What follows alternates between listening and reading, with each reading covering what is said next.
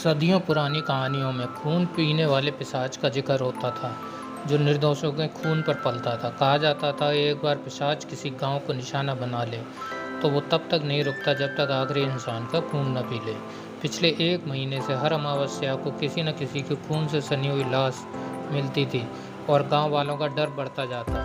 मनोज, एक युवा शिकारी, इस खौफनाक आतंक से थक चुका था। उसके माता पिता भी पिशाच के शिकार हो चुके थे और उसने ठान लिया कि वो इस शराब को ख़त्म करके रहेगा। एक शाम जब एक और व्यक्ति की भयानक मौत की खबर आई तो मनोज ने फैसला किया वो इस राक्षस का सामना करेगा। केवल धनुष और तीर के साथ उसने अंधेरे में डूबते जंगल की ओर कदम बढ़ाया, जहाँ चांद बादलों के पीछे छिपता जा रहा था। जंगल की शांति अजीब थी, मानो खुद जंगल भी इस पिशाच से डरता था। मनोज को एक ठंडक ने घेर लिया, लेकिन उसका इरादा उसके डर से कहीं ज़्यादा मजबूत था। गांव के बुजुर्गों ने एक पुरानी गुफा का जिक्र किया था, जो जंगल के बीचों बीच कहीं छिपी हुई थी, जहां पिशाच दिन के समय आराम करता था। मनोज ने वहीं जाकर पिशाच से पहले उसे ख़त्म करने की योजना बनाई। कई घंटे बीत गए और अंततः मनोज उस गुफा तक पहुंच गया, जो लताओं और पत्थरों से ढकी हुई थी। गुफा का मुंह मौत की दुर्गंध से भरा हुआ था।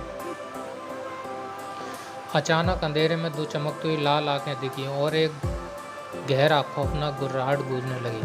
पिशाच सामने आया, एक विकृत आकृति जिसकी चमड़ी सफ़ेद और चमड़े जैसी थी, बड़े बड़े दांत, खून से लथपथ और लंबे नाखून जो हड्डियों तक को चीर सकते थे। मनोज ने उसकी ऐसी भयानक छवि की कभी कल्पना भी नहीं की थी। तू यहाँ क्यों आया है मानव? पिशाच ने गुफा में गूंजती आवाज़ में पूछा। मैं इस शराब को ख़त्म करने आया हूँ, मनोज ने कहा। पिशाच उस पर झपटा, लेकिन मनोज तैयार था। उसने चांदी से लिपटा हुआ तीर चलाया, जो पिशाच के कंधे पर जा लगा। पिशाच दर्द से चीख उठा। जहाँ चांदी का तीर लगा वहाँ उसकी चमड़ी जलने लगी, लेकिन यह उसे ख़त्म करने के लिए काफ़ी नहीं था। अपने अंतिम प्रयास में मनोज को अपनी दादी की कहानी याद आई, जिन्होंने कहा था कि पिशाच को माफ़ी देने से ही उसकी मुक्ति संभव है।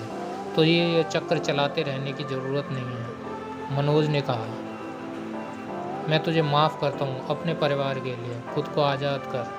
पिशाच रुक गया। उसकी आंखों में उलझन और दर्द उभर आया। सदियों में पहली बार उसने भूख के अलावा कुछ और महसूस किया, पश्चाताप। धीरे धीरे उसकी भयानक आकृति पिघलने लगी और उसके अंदर से एक दुबला पतला बीमार सा युवक निकला। सदियों से मैं इस श्राप में था, शुक्रिया, आदमी ने फुसफुसाते हुए कहा और ज़मीन पर गिर पड़ा।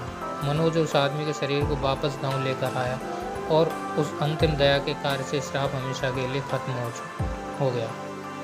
पिशाच का अंत हो चुका था और बुराऊ गांव के लोग आखिरकार रात को चैन से सो सकते थे। मनोज ने न केवल अपने माता पिता का बदला लिया, बल्कि अपने लोगों को भी दया के बल पर बचाया।